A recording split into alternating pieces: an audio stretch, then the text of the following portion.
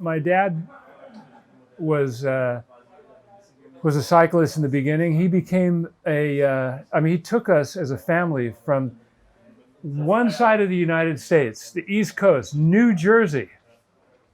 When I was 5 years old, he took a job in Redwood City, California, in the Bay Area, and before they called it Silicon Valley. He took a job and took us all the way across the United States to California in a little car, a little Volvo. And my sister and I and Mom. And we landed, and he like, the light went off in his head. He stopped smoking. He started riding a bike. He joined the Sierra Club. He got into sailing, and everything changed.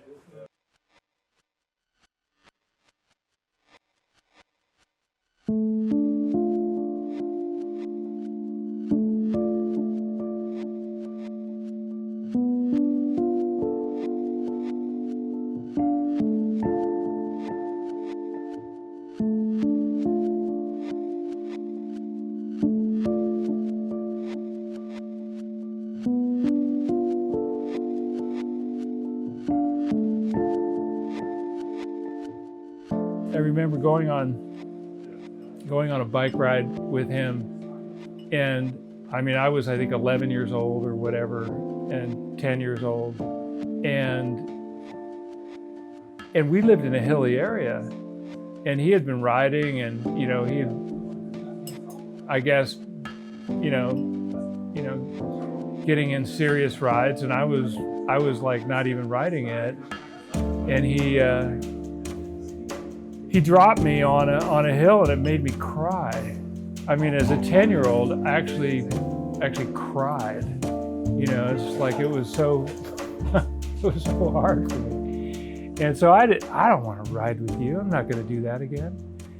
And then I met a friend who had a dad that was a cyclist, and the two of us became good friends. And we started as 12-year-olds, 13-year-olds riding together after school. And there was a lot of fun places to ride. So we would do that together. And one day we were out riding in the hills. And this group of people that had clothes on and nice bikes, they were like a little bit older than us, rode by, and my friend and I just decided to ride a little harder, and we went up and we caught up with them and rode with them a little bit, and they said, "Wow, you guys are good. Why don't you come to our bike meeting, our team meeting?" And I go, "Okay." So we were in 7th grade. What was that? Like we were like 13 years old at the most, 13. And they said, "Well, you guys could join our club." And so we joined this club, went to a race, and that was the beginning of kind of me thinking in terms of doing more cycling. And the crazy thing is, the next time I rode with my dad, I hadn't ridden with him for maybe a year or 2 years or something since I cried. Next time I rode with my dad, I dropped him. The idea that you could actually, this god of a figure, you could actually be faster than the person that you were, completely intimidated by, changed. And it changed, and racing happened, and frame building happened, and all these things happened as a consequence of that.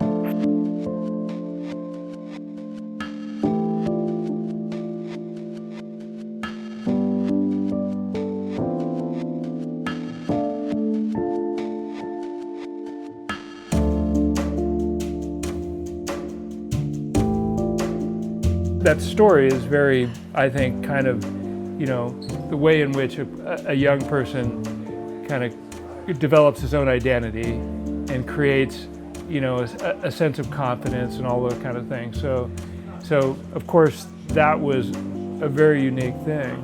But where we lived and where I enjoyed riding, I had friends that could care less where they lived, and they were great cyclists, and they became very good competitors. But I don't know, whatever it was that was who I was and where I lived and what my dad was and what he represented was an appreciation for nature. And we lived in an absolutely amazing place to ride, period. It was probably, and I've been all over the world, and I've ridden in amazing places. And if I was to choose one place, if I was to choose one place to start riding and have a lifestyle of riding, I would still choose somehow within 5 miles of my radius of growing up, that place.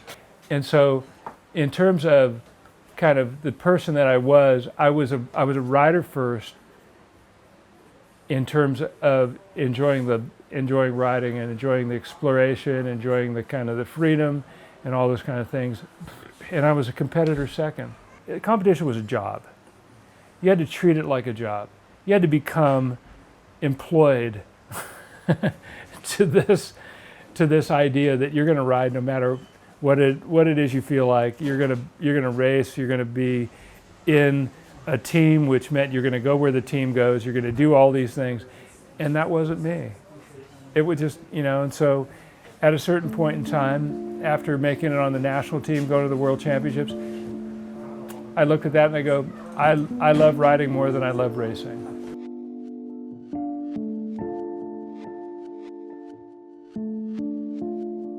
I think the main thing is that it's better to have a small company that you have 100% control over than to have a large company that you have limited control over.